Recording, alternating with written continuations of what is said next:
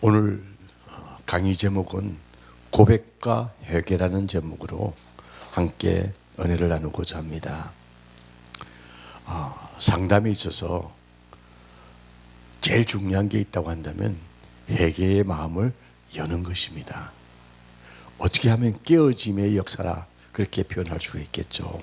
그런데 이게 참 쉬운 일은 아닌 것 같습니다. 특히 사순절기에 제가 어떤 강의를 해야 될까 생각하다가 이 회개라는 단어를 찾아내었습니다. 한국 교회가 언제부턴지 회개라는 단어를 잘 사용하지 않습니다. 왜 그럴까요? 교인들이 불편하다는 이야기 때문입니다. 자, 하나님을 기쁘시게 할까요? 사람을 기쁘시게 할까요? 그런데 사람을 기쁘시게 하는 일들이 왕왕 일어나는 시대에 우리가 살고 있습니다. 다시 말하면 회개는 인기 있는 주제가 아닙니다. 교회에서 가끔 지나가듯 살짝 터치하는 단어가 회개라는 단어입니다. 상담에서 중요한 단어가 회개라는 단어요. 고백이라는 단어임에도 불구하고 그냥 지나칠 수 없는 언어임에도 불구하고 꼭 해야 할까 하는 이야기를 하는 사람들이 가끔 있습니다. 여러분, 상담에 있어서 고백과 회개는 필연코 꼭 해야만 해야 할 행동 법칙이라는 사실을 우리가 잊어서는 안 되겠다는 사실입니다.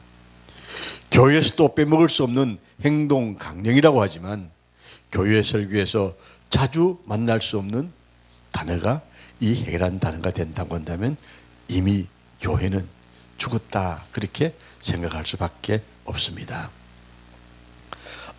전 목회의 실천 목록 제1호가 회개라는 단어라고 생각합니다.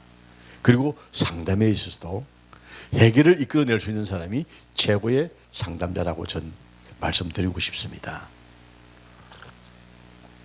자, 우리가 죄에 대해서 반드시 책임을 져야 하는 결과론이 뭘까요? 그게 회개입니다. 내가 죄를 지었다고 한다면 필연코 갚아야 할 것이 바로 회개라는 것입니다.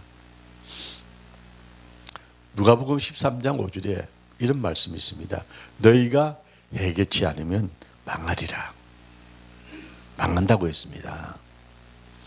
너희도 회개치 아니하면 망하리라. 이 말씀을 우리가 꼭 기억해야겠습니다. 전 야고보서 5장 16절의 말씀을 참 좋아합니다. 너희가 죄를 서로 고하며 병 낫기를 위하여 서로 기도하라는 말씀입니다. 서로 고하며 그 뭡니까? 서로 회개하라는 이야기입니다. 서로 고백해라는 이야기입니다. 오늘 우리는 이게 참 없습니다. 왜 그럴까요? 체면치레.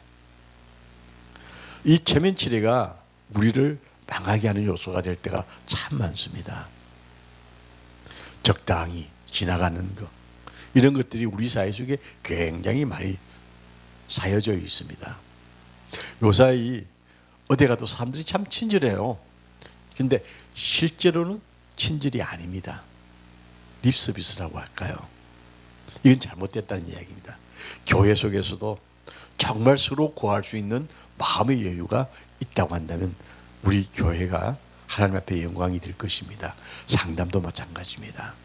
진실이 없다고 한다면 상담은 이루어질 수가 없다는 사실입니다. 자, 회개라는 주제는 슬픔과 기쁨을 함께 수반합니다. 그에 대해서 설명을 좀 하겠습니다. 이 회개라는 단어는 어두운 주제로 시작하게 되어져 있습니다. 그런데 이것이 얻어낸 것은 결코 아닙니다. 그런데 회개는 천국의 기쁨을 가져다 줍니다. 누가복음 15장에 있는 말씀이죠. 누가복음 15장은 우리가 잘 아는 탕자의 비유의 이야기입니다.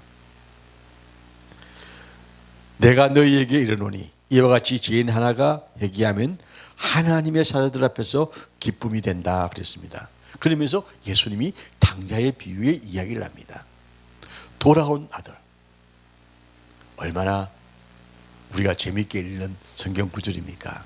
그런데 재미있기는 읽는데 그 내용에 담겨져 있는 돌아오는 아들의 마음을 우리는 헤아리지 못할 때가 있습니다. 회개할 수 있는 사람은 복된 사람입니다. 천국을 소유한다는 사실입니다. 하나님께서 비참함에서 벗어날 길을 제공해 주시는 길이 바로 회개의 영역입니다. 회개는 고백함으로 보상을 받게 되어지고 상속을 받게 되어지고 겸손함을 얻게 되어지고 깨어짐으로 말미암아서 자기 해방을 수반하게 되어진다는 사실입니다. 우리 해방의 기쁨, 민족의 해방에 8월 15일 강복절을 우리 맞이할 때마다 자유에 대한 이야기를 합니다만 진정된 자유는요, 죄에서부터 해방입니다. 우리가 죄에서 해방될 때에 당당한 모습이 나오게 되어집니다. 전 항상 그렇게 생각합니다. 그리스도인은요, 자존감이 있어야 된다고 저는 늘 주장합니다. 어떤 자존감일까요? 자유함.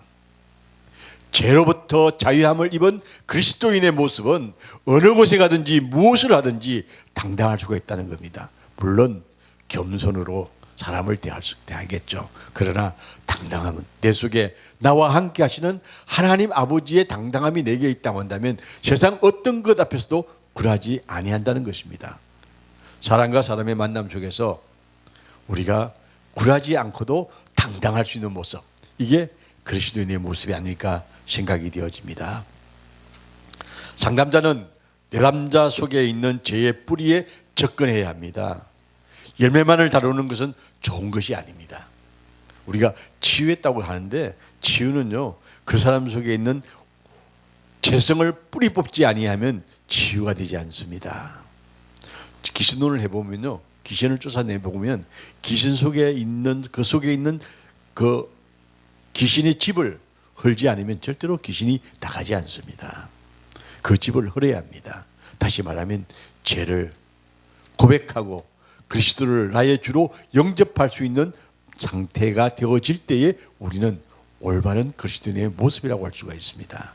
마찬가지로 상담자는 내담자의 그 속에 있는 죄를 스스로 깨닫고 회개하는 자리에까지 이끌어낼 때에 완전한 치유의 역사가 일어나게 되어지는 것입니다. 다시 말씀드리면 죄의 뿌리에 접근해야 하는 겁니다. 도끼는 나무 뿌리를 찍어야 한다는 말이 있지 않습니까? 도끼는 나무 뿌리를 찍어야 나무가 무너집니다. 이것처럼 교만과 불신앙은 모든 죄의 뿌리가 되어져서 심정적인 죄성이 그 속에 남아있기 때문입니다. 죄는요, 십자가의 원수라고 저는 표현합니다. 죄는 십자가의 원수. 우리가 근본적으로 다루어야 할 것이 뭐냐면요, 죄가 아니겠습니까? 그러면 이 죄가 어디서 올까요? 이것부터 우리가 해결하지 아니하면 우리는 이 땅의 삶 속에서 하나님의 나라를 온전하게 이룰 수가 없다는 것입니다. 교만과 불신앙은요, 에덴 동산에서 처음 들어왔습니다. 내가 하나님같이 되리라. 그 교만한 사단의 유혹에 넘어가서 교만의 마음이 들어오게 되어집니다. 아담과 하와는요, 내가 그것을 먹는 날에는 정령 죽으리라고 하는 하나님의 말씀을 믿지 아니했습니다. 그걸 믿었더라면 안 먹죠. 안 믿었으니까 먹었습니다. 회개와 연계되는 것은 고백입니다. 고백의 뜻은 알만티아라고 그렇게 헬라어로 말합니다만 인정한다, 시인한다 의미를 갖고 있습니다. 고백은 판사 앞에서 말하는 것입니다. 이 고백이란 말은요, 법적 용어입니다. 근데 우리 자연스럽게 우리 속에 들어와 있잖아요. 그만큼 필요하다는 이야기입니다. 우리는 우리의 재판장이신 하나님 앞에 우리를 고백해야 합니다. 진리를 사실 그대로 하나님이 보시는 그대로 말하는 것을 의미합니다. 죄는 하나님이 명명하신 대로 있는 그대로 명명되어져야 한다는 것입니다. 그래서 우리 육적 범죄를 했을 때 흔히 쉽게 좋은 말로 사용할 때가 많습니다. 우리가 흔히 간음이란 단어, 뭐 혼외정사 이런 법적 용어들이 있잖아요. 그걸 갖다 우리는 좋게 어떻게 하냐면요, 동거, 정사, 뭐 개의, 가음, 손버릇 이런 것으로 완곡한 언어를 사용하는데, 간음과 동성연애, 탐욕, 술취함, 혼외정사, 도둑질 등 죄를 고백하도록 만들어야 되는 겁니다. 살짝 넘어가는 단어를 사용해서는 안 됩니다. 죄는 단호하게 이야기해야 됩니다. 이것은 우리가 자유로워지려고 하면 우리 자신의 죄에 대한 하나님의 의견을 올바르고 건전한 진단에 도달해야 한다는 것입니다. 혹시 다루어지지 않는다고 하면 우리와 우리 자녀들까지 전수되어 영향을 미치는 죄가 되어집니다. 그래서 조상의 죄가 되는 겁니다. 우리가 세태적, 문화적, 인종적인 죄의 속박이 있습니다. 이것을 진단함을 해야 되는데, 그래서 고백이 중요하다는 겁니다. 이 고백을 하고 나면요, 우리에게 해결한 단어가 나오게 되어집니다. 그래서 우리는 같은 일에 고백을 참 많이 합니다. 죄를 짓고 고백하고, 죄를 짓고 또 고백하고, 또 다시 반복해서 고백합니다. 그 이유는 뭐냐면요, 우리가 여전히 죄를 사랑하고 있다는 겁니다. 죄를 사랑하지 않으면 죄하고 가까이 갈 수가 없습니다. 사랑이란 단어가 어떤 겁니까? 우리는 하나님을 사랑한다고 합니다. 자, 그 사랑이란 단어가 참 아름답습니다. 그런데 우리가요, 죄를 짓고 회개하고 죄를 짓고 회개하고 이거 반복이 된다는 건요, 죄를 사랑하지 않으면 절대로 반복할 수가 없습니다. 사랑하기 때문에 반복이 이루어지는 겁니다. 기본적으로 우리는 우리가 좋아하는 것, 그것을 행하고, 그리고 그것을 좋아하기 때문에 가까이 가는 겁니다. 선천적으로 죄를 사랑하는 의식이 우리에게 있다, 그렇게 생각해 볼 수가 있습니다. 우리는 그 결과는 싫어할지는 몰라도 죄를 사랑하는 모습이 우리에게 있습니다. 내가 천국에 가겠지, 이건 우리 희망사항이잖아요. 근데 모두가 그 천국 가기 위해서 뭘 해야 될까요? 죄를 싫어해야 됩니다. 그래, 싫어하면서도 좋아하는 게 뭐야? 죄예요. 이게 우리의 이중성 의식이라고 볼 수가 있습니다. 진정한 회개에는 보상이 따라야 합니다. 저는 어떤 사람들과 이야기할 때 항상 계약을 할 때 마지막에 꼭 넣는 단어가 있습니다. 사개오복. 그걸 적용시킵니다. 사개오가 어떻게 했나요? 내가 남의 것을 토착한 것이 있으면 4배를 갚겠습니다. 전 사개오법을 참 좋아합니다. 너하고 내하고 약속을 했는데 약속을 어기는 사람은 4배를 물자. 사개오법을 꼭 적용합니다. 그러면 죄를 지을까 안 지을까요? 못 짓습니다. 사전에 그러한 문구가 딱 들어가면요, 일단 사람은 4배를 물려고 그러면 까지 안 되잖아요. 그래서 전 교회에서도 사개오법을 잘 적용시킵니다. 전 사개오의 회개는 철저한 회개라고 생각합니다. 남의 것을 토식한 것이 있으면 4배를 갚겠습니다. 그래서 전 사개오의 회개가 진실된 회개라 생각을 해봅니다. 우리는 죄를 고백하고 버려야 할 게 참 많습니다. 잠언 28장 13절에 말씀했죠. 자기의 죄를 숨기는 자는 형통하지 못하나 죄를 자복하고 버리는 자는 불쌍히 여김을 받으리라. 하나님이 우리를 불쌍히 여겨주셔야죠. 제된 인생이 하나님 앞에 갈 수 있는 은혜를 입었는데 얼마나 감사합니까?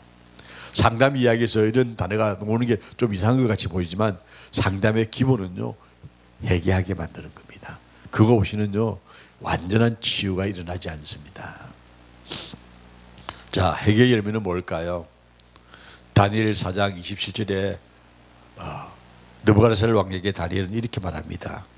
공의를 행함으로 죄를 속해라고 이야기합니다. 네가 공의를 행하면 너의 죄가 사라지리라. 죄를 짓지 않으니까, 공의를 행하니까. 그래서 다니엘은 느부갓네살에게 그렇게 이야기합니다만 느부갓네살 왕은 그렇게 못하죠. 세례 요한은 백성들에게 회개에 합당한 열매를 맺으라고 선포했습니다. 마태복음 3장 8절의 말씀이죠. 바울을 통해 주의 말씀이 에베소에 임할 때에 많은 사람들이 많이 나와서 자복하고 행한 일을 구하며 또 마술을 행하던 많은 사람이 그 책을 모아가지고 와서 모든 사람 앞에서 불태우는데 그 책값을 계산한 적 은 5만이라 그랬습니다. 온 5만인을 되도록 불에 다 태웠습니다. 회개는 가지고 있는 죄성을 다 없애는 겁니다. 사도행전 19장에 나오는 말씀이죠. 전도서 에도 이런 말씀들이 나옵니다만 신명기 7장에 보면요, 하나님은 우리에게 말씀하신다. 너는 그들이 조각한 신상들을 불사르고 그것에 입힌 은이나 금을 탐내지 말며 취하지 말라. 너는 가정한 것은 내 집에 들이지 말라.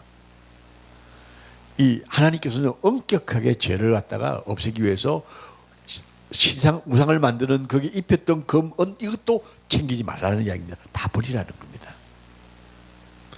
얼마나 아까워요. 그 은이나 금은 아깝잖아요. 챙겨가지고 있으면 그건 그 당시는 돈이잖아요. 화폐거든요. 그게 지금은 우리가 화폐를 쓰지만 그때는 금과 은을 화폐 그 돈으로 사용했었습니다. 그렇기 때문에 금과 은은 자기 생명과 같은 거예요. 요새 어떤 사람하고 제가 이야기를 해보니까요, 돈을 갖다가 내 생명줄이라고 그러더라고요. 그래서 내가 웃으면서 하나님이 생명줄인데 웃고 말았습니다만 돈을 생명줄로 여기는 사람들이 참 많습니다. 그만큼 우리 사회가요, 물질 만능화 되어져 있어요. 돈만 있으면 다 되는 것처럼 착각하는데요, 하나님이 부르시면 그날로 끝입니다. 저는 어제 갑자기 콧물이 나기 시작하더라고요. 그런데 저녁에는 정말 죽겠더라고요. 감기가 굉장히 심하게 간 것 같은데 아침에 내일은 내가 설교하러 가야 돼, 일찍 일어나야 돼 그러면서 일찍 잠을 잤는데 자고 나니까 좀 괜찮더라고요. 근데 우리가 이 재성이라는 거는요, 끊임없이 우리에게 유혹을 합니다. 적당히 해, 적당히 해. 우리가 내가 상처를 입힌 사람에게 배상하는 거 당연한 겁니다. 중요한 과정입니다. 근데 이걸 우리가 행하지 못할 때가 참 많습니다. 남에게 죄를 지었으면요, 갚아야죠. 전 목회를 하면서 늘 하나님의 앞에서 고발 고소 절대 안 하겠다고 기도를 했는데, 이제 목회를 끝나고 사람들이 그냥 급하다고 어떻게 해서 돈을 빌려달라고 하면 또 제가 있든 없든 이렇게 빌려서라도 빌려주고 했는데 갚아주지를 않는 거예요. 그래서 제가 이제 고소장을 딱 썼습니다. 제가 그 사람한테 통보를 했어요. 나 이거 고소할 거야. 그러니까 야, 조금만 참아줘. 근데 내가 그랬어요. 야, 참아달라고 하기 전에 네가 최소한 얼마라도 갚을 마음을 가지고 이야기를 해라. 그게 네가 회개하는 마음 아니겠느냐. 그렇게 이야기를 하면서 좀 갈등을 좀 가진 적이 있었는데, 그래요. 우리가 잘못했으면요, 어떤 방법이든지 자기가 그 일에 대한 보상을 해줘야 합니다. 보상의 과정은 상대방에게 더 깊은 상처를 입히지 않기 위해서 지혜가 필요한 겁니다. 출애굽기 22장에 보면요, 훔치거나 손상을 입힌 재산에 대해서 배상을 해라 분명히 말씀하고 있습니다. 예수님은 상대방과 화목하라고 권면하시면서 이 권면 속에는 필연코 배상이 따라야 된다고 마태복음 5장에서 말씀하고 있습니다. 우리가 회개의 열매는요, 필연적으로 필요합니다. 어떤 걸까요? 갚아야죠. 내가 지은 죄만큼 갚는 게 그게 정상입니다. 그런데 우리가 이렇게 배상을 하지 못하는 이유는요, 불신앙입니다. 불신앙은 다른 많은 죄의 배후에 깔려있는 근원적인 죄가 바로 불신앙입니다. 주저없이 고백하고 회개해야 하는데 우리는 머뭇거릴 때가 참 많지 않습니까? 그게는요, 거절함과 그 모든 표현 이면에는 불신앙이 담겨져 있기 때문입니다. 우리 솔직하지 못할 때가 참 많잖아요. 왜 솔직하지 못할까요? 체면입니다. 오늘날 한국 교회가요, 교인들이 큰 교회를 좋아합니다. 왜 그럴까요? 체면이에요. 체면, 허영심. 하나님이 기뻐하는 것보다는 자기 체면이 더 중요한 시대에 우리가 살고 있습니다. 죄를 지으면요, 미안하다, 사과부터 하고요, 내가 어떤 방법이든지 그에 대한 갚음의 역사가 주어져야 합니다. 그래야 서로가 화해가 이루어지는 겁니다. 하나님과 우리 사이에 어떤 관계가 있어야 될까요? 바로 회개의 역사가 있어야 합니다. 그런데 해결을 하지 못하는 것은요, 불신앙이 담겨져 있기 때문입니다. 자, 하나님과 말씀, 하나님의 약속이잖아요. 하나님이 우리에게 주신, 부여해 주신 가치를 우리는 불신하는 겁니다. 예수님은 그의 제자와 백성들이 예수님이 성천하시기 전까지 그 여러 가지의 말씀들을 주셨죠. 그런데 그 백성과 제자들은 불신앙으로 끊임없이 예수님을 거절합니다. 예수님은 그걸 참 많이 꾸짖었어요. 그렇지만 심지어 예수님의 부활과 기적을 다 목격한 후에도 예수님이 성천하기 직전까지 불신앙으로 완악했던 이스라엘 백성과 그리고 제자들이었습니다. 마태복음 16장에 있는 말씀을 읽으면요, 얼마나 완악한지 모릅니다. 불신앙은요, 의심입니다. 의심이 많으면 절대 하지 않습니다. 의심 많은 현실에서 우리가 사는 이 세상이 의심이 너무 많거든요. 의심이 많으면 뭐가 있을까요? 절대로 믿음을 볼 수가 없습니다. 예수님께서 마지막 때에 믿음을 보겠느냐, 그 말씀 전 예수님 진짜 우리를 너무 잘 아셨구나 하는 생각을 해봅니다. 우리 의심 참 많아요. 저도 가만 보면요, 사람들하고 약속을 해놓고 때로는 내가 갈까 말까 막 생각해요. 의심이 많으니까 저 사람이 어떻게 할 거야 하기도 전에 우리는 의심부터 먼저 해요. 그만큼 우리 사회가 병들었다는 이야기입니다. 서로 믿음이 없어요. 장로와 목사 사이는 참 좋은 사이가 돼야 돼요. 근데 장로와 목사는 서로 원수같이 이길 때가 참 많아요. 서로 의심하기 때문입니다. 야고보서 1장 6절에 8절의 말씀을 보면요, 의심하는 자는 마치 바람이 밀려 요동하는 바다 물결 같으니 이런 사람은 무엇이든지 죽게 얻기를 생각하지 말아라. 두 마음을 품은 모든 일에 정함이 없는 자로다 그랬습니다. 야고보 사도가 참 우리 인간 마음 심리를 너무 잘 꿰뚫어 보았다 생각을 합니다. 상담자와 내담자 관계는요, 신뢰입니다. 신뢰가 없으면 일하지 않습니다. 전 사람과 만남의 속에서 그 사람을 신뢰하려고 노력을 하고요, 상대가 나를 신뢰할 수 있도록 내를 온전히 보여주려고 노력을 많이 합니다. 왜 그럴까요? 신뢰가 없으면 관계가 형성이 안 됩니다. 근데 우리는 언제나 옷을 몇 개 입은지 몰라요. 뭐 추워서 옷을 많이 입는 게 아니라 인격의 옷을 참 많이 입고 있다는 이야기입니다. 그래서 벗지를 못해요. 감추려고 꽁꽁꽁 외투를 몇 겹을 입은지 모를 정도로 우리는 감추는 게 너무 많아요. 이거 벗어야 합니다.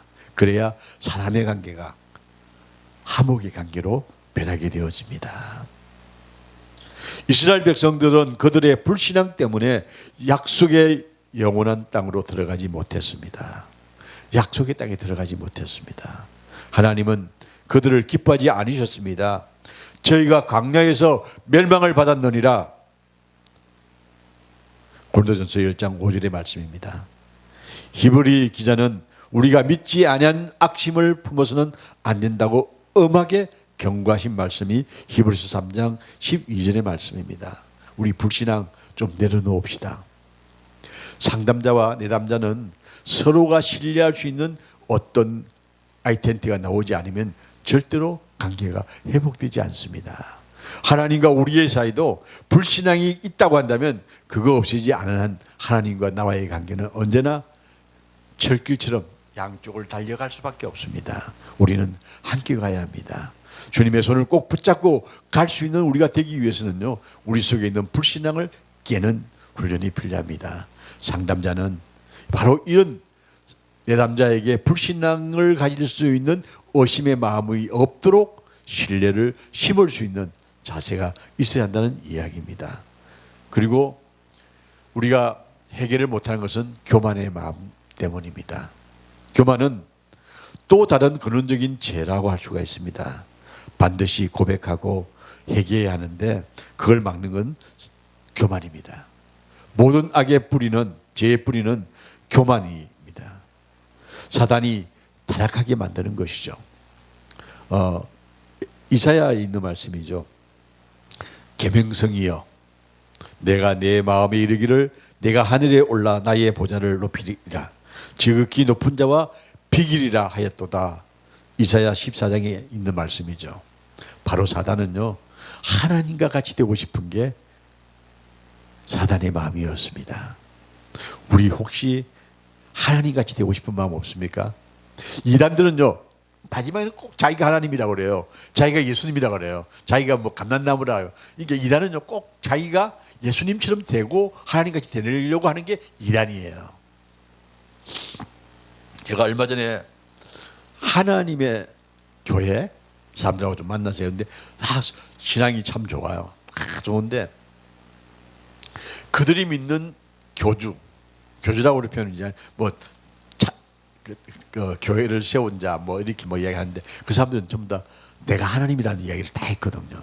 그럼 그 이단이에요. 자기가 어떻게 하나님이 될 수가 있습니까? 사단은요, 꼭 우리에게 끼워 넣는 게 하나님같이 되고 싶은 마음을 갖기를 원합니다. 전 하나님같이 되고 싶은 마음 절대 없습니다. 저 그냥 하나님 따라가는 것에도 행복하거든요. 근데 그게 아니라 하나님이 되고 싶어하는 사람들이 너무나 많다는 겁니다. 반항과 그리고 반항적인 표현 배우에는 교만이 있습니다. 상담을 하다 보면요, 말도 안 되는 억지를 부리는 사람들이 있어요. 반항을 해요. 이해를 못 하겠어요. 그리고 막 자기 주관을 막 하는데 그건 뭐냐면요, 교만이에요. 내가 아름다움으로 마음이 교만하였다고 예수께서 28장의 말씀처럼 사단은요, 자기가 너무 아름다우니까 그게 빠져서 교만해졌습니다. 우리가요, 뭐 하나 좀 잘한다고 하면 교만에 빠질 수가 있습니다. 우리는 겸손할 수 있어야 됩니다. 해결한 죄와 그 원인에 대해서 생각과 태도가 진정으로 바뀌는 것을 뜻합니다. 그것은 감정이 아니라 결정입니다. 그것은 내적인 생각에 변하여 그리고 완전한 새로운 방향으로 변화가 일어나게 하는 것이 바로 해결하는 겁니다. 만일 죄를 미워하고 그것이 진절머리가 날 만큼 싫은 수준에 이르지 못하면 정말로 그 죄에서 돌이킨 것이 아니라는 겁니다. 회개는 380도 전환이 아니라 180도 전환입니다. 자, 저는 회개를 어떻게 생각하냐면요, 로마서 12장에 있는 말씀을 생각합니다. 악을 미워하고 선에 속하는 겁니다. 회개는 단지 죄의 결과로 후회하는 것이 아니라 하나님의 뜻대로 하는 근심은 후회할 것 없는 구원에 이르게 되는 그 말씀을 우리가 생각하는 것입니다. 세상 근심은 사망을 이루게 하는 것입니다. 회개는 의지적인 선택인 반면에 깊은 감정도 수반되어집니다. 회개를 뜻하는 히브리 단어는 메타노이아라고 하죠. 신음하다, 헐떡거리다, 한숨 쉬다, 깊은 숨을 내쉰다, 그런 뜻을 갖고 있습니다. 베드로가 죄를 깨닫고 회개하기 시작할 때에 그는 심히 통곡했다고 마태복음 26장에 말씀하고 있습니다. 우리는요, 통곡할 만큼 나의 죄를 통회해야 합니다. 누가복음 18장 13절에 보면요, 세리해가 되죠. 멀리 있었어. 감히 눈을 들어 하늘을 우러러 보지도 못하고 다만 가슴을 치며 이르되 하나님이여 불쌍히 여기옵소서 나는 죄인으로소이다. 성경에 있는 이 말씀을 볼 때 짧은 기도지만 여기에 세리의 겸손과 회개, 누침의 기도가 다 들어 있습니다. 그래서 그는 어렵다함을 받고 돌아갔습니다. 회개는요, 지속적인 생활 방식이 되어져야 합니다. 발리새이 링컨은 지속적인 회개는 기쁨으로 충만한 삶의 비결이라고 했습니다. 우리가 기쁨에 충만한 삶을 살기 위해서는요, 죄를 회개해야 합니다. 그래야 하나님과의 관계가 이루어집니다. 내담자가요, 자기 속에 죄를 움켜쥐고 상담을 하면요, 아무리 좋은 상담자라 할지라도 그 사람의 마음속에 기쁨을 줄 수가 없습니다. 상담의 가장 키포인트가 회개를 할 수 있는 마음문을 여는 것이라는 사실을 우리가 잊지 말아야겠습니다. 겸손, 타페이노 플로데스라고 합니다. 겸손은 고백과 회개의 열쇠입니다. 겸손이 있는 모습, 그대로 하나님 나를 보시는 그대로 기꺼이 보여주시려고 하는 태도를 우리가 이 겸손의 자세라고 정의를 해볼 수가 있습니다. 겸손은 열린 마음으로 자신을 상대방에게 보여주는 겁니다. 나누는 겁니다. 겸손에 대한 원어의 뜻은 텔로스라고 하죠. 낮아진 심령을 의미합니다. 겸손은요, 선천적인 기질이 아닙니다. 베드로전서 5장 6절에 보면요, 베드로와 야고보는 하나님이 내가신 손 안에서 겸손하라, 때가 되면 너희를 높이시리라 그랬습니다. 하나님의 비밀이 담겨져 있는 게 겸손입니다. 겸손은요, 하나님의 비밀이 담겨져 있습니다. 하나님이 우리를 높여주시는 비결이 바로 겸손입니다. 하나님은 통회하고 자복하는 사람에게 거하신다고 이사야 58장 15절에 말씀하고 있습니다. 마음이 가난하고 겸손한 자를 하나님은 찾으신다고 이사야 66장에서 말씀하고 있습니다. 하나님은 겸손한 자를 구원하신다고 시편 18편에 말씀하고 있습니다. 너희의 죄를 서로 고하며 병낫기를 위하여 서로 기도하라. 의인의 간구는 역사하는 힘이 많다고 하는 야고보서 5장 16절의 말씀처럼 우리는 가장 중요한 게 서로 간구하고 서로 위하는 마음이 있어야 합니다. 근데 교회에 고질적이고 그리고 강가되어지는 게 뭐냐면요, 교만의 마음, 겸손하지 못한 마음이 있을 때에 그 교회는 끊임없는 갈등 속에 빠질 수밖에 없다는 것입니다. 우리는요, 살아가면서 자기 개방을 잘해야 합니다. 자, 상담에 있어서 핵이란 단어보다는 깨어짐이라는 단어를 사용하는 게 좋겠죠. 깨어짐이라는 게 전 핵이라고 표현을 하는데, 근데 언어 선택에 참 상대방에게 핵에 자꾸 그러면요, 교회 용어가 되어버리거든요. 깨어짐. 자기 개방은요, 자기 깨어짐은요, 자기 속에 있는 죄를 자 스스로 고백을 해야 돼요. 다윗 왕이 위대한 건 뭐냐면, 다윗 왕은 죄를 지은 후에 회개하면서 하나님이 구하시는 제사는 상한 심령이라. 하나님이여 상하고 통회하는 마음을 주께서 멸치지 아니하시로다. 시편 51편이 말씀 아닙니까? 죄를 짓고요, 통회하는 마음으로 하는. 그래서 항상 그래요. 야, 죄 짓고 고백하고 계속 그러면 뭐하냐? 늘 죄를 짓지. 그렇게 이야기하거든요. 근데 그 통회하는 마음이 있다는 게 정말 위대하다고 저는 생각합니다. 왕이 그렇게 통회하기가 쉽지가 않잖아요. 근데 다윗은 죄를 짓고 바로 하나님께서 구하는 제사는 상한 심령이라. 자기 합리화하는 단어같이 보이지만은 그 속에는요, 자기를 다 내려놓는 모습이 있다는 겁니다. 시편 34편에 그런 말씀이 있죠. 여호와는 마음이 상한 자에게 가까이 하시고 중심에 통해한 자를 구원하신다고 했습니다.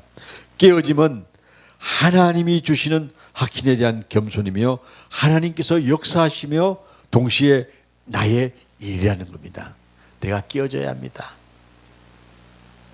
겸손은 어디서 배울까요? 전 십자가에서 배우라고 이야기합니다. 십자가에서 겸손을 배워야 합니다. 깨어진 사람보다 더 아름다운 것은 없습니다. 깨어지면요, 참 아름답습니다. 내 잘못했어. 얼마나 아름답습니까? 나 용서해줘. 얼마나 아름답습니까? 이렇게 하기 위해서는 자기의 개방이 되어져야 돼요. 고백과 회개는 필수적인 요소인데 그것을 알고 있는 모든 죄를 온전히 자유케 하는 것이 고백이라는 겁니다. 자신의 잘못을 기꺼이 받아들이고 하나님의 거룩함을 모순되는 것은 어떤 것이든지 자신에게 제시되는으로 인정하는 것입니다. 자기 개방이라는 것은요, 빛 가운데로 걸어가는 것이라고 요한일서 1장 7절에 말씀하고 있습니다. 깨어짐은요, 빛 가운데로 걸어가는 길입니다. 어쩌면 하나님과 참된 교제를 할 수 있는 관계가 되어질 수 있습니다. 자기 고백과 같은 겁니다. 전 야고보서 5장 16절을 참 좋아한다고 했습니다만 서로 구하여, 그리고 그 의인의 간구, 하나님 앞에 내가 죄를 구하고 나면요, 나는 의인이 되어지거든요. 의인의 간구는 역사는 힘이 많다고 했습니다. 기초가 자기 개방에 자셔서 나타나는 겁니다. 여러 사람 가운데 자신을 개방하고 정직해진다는 것, 얼마나 귀한 것인지 알 수가 없습니다. 우리가 하나님의 원리는요, 너 마음 열어, 그리고 깨어져, 그리고 정직해, 그러면 내가 너와 함께 교제할게. 이게 하나님이 우리에게 원하시는 깨어짐의 역사입니다. 그 자기 개방이라는 겁니다. 순복한다, 정직하다, 고백한다, 다 이게 뭐냐면요, 자기 개방에서 나오는 이야기들입니다. 회개, 용서, 보상 바탕을 두고 있으며 온전한 치유가 일어나려고 하면 수식상으로 위대한 치유자이신 이 하나님의 임재 속에 있어야 할 뿐만 아니라 수평적으로 기독교 공동체에 자신을 열어놓아야 하는 것입니다. 오늘날 우리는요, 정직하지 못한 모습을 너무 많이 가지고 있습니다. 정직하지 못하면요, 우리는 좋은 관계가 결코 이루어지지 않습니다. 사람과 사람의 관계는요, 항상 정직해야 합니다. 그래서 이러한 정직함을 얻기 위해서 우리는 끊임없이 우리를 개방할 수 있는 자세가 있어야 할 것을 오늘 말씀을 통해서 함께 나누어 봅니다. 우리 상담에 있어서 가장 중요한 회개 역사를 이끌어내기 위해서 내가 먼저 마음을 열어야 합니다. 내 마음을 열지 아니하고 상대를 얻을 수가 없습니다. 그렇기 때문에 자기 개방 참으로 중요하다는 사실을 오늘 우리 함께 생각해 보았습니다.